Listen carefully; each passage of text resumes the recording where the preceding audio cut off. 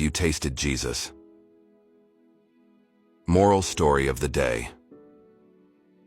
At the University of Chicago Divinity School, each year, they have what is called Baptist Day. On this day, each one is to bring a lunch to be eaten outdoors in a grassy picnic area.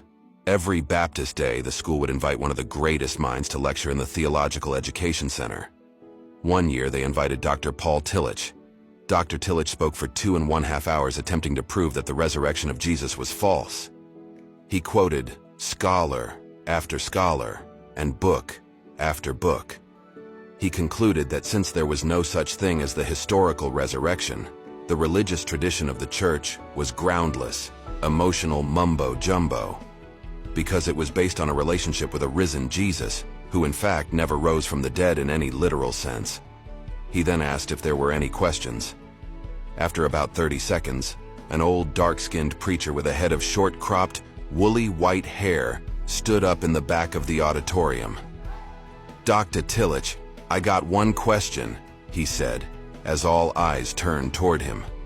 He reached into his sack lunch and pulled out an apple and began eating it.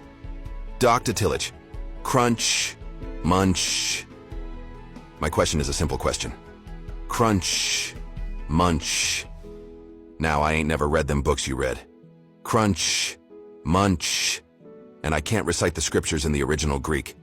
Crunch, munch. I don't know nothing about Niebuhr and Heidegger. Crunch, munch. He finished the apple. "All I want to know is, this apple I just ate, was it bitter or sweet?" Dr. Tillich paused for a moment and answered in exemplary scholarly fashion. "I cannot possibly answer that question, for I haven't tasted your apple." The white-haired preacher dropped the core of his apple into his crumpled paper bag, looked up at Dr. Tillich and said calmly, "Neither have you tasted my Jesus." The 1,000 plus in attendance could not contain themselves.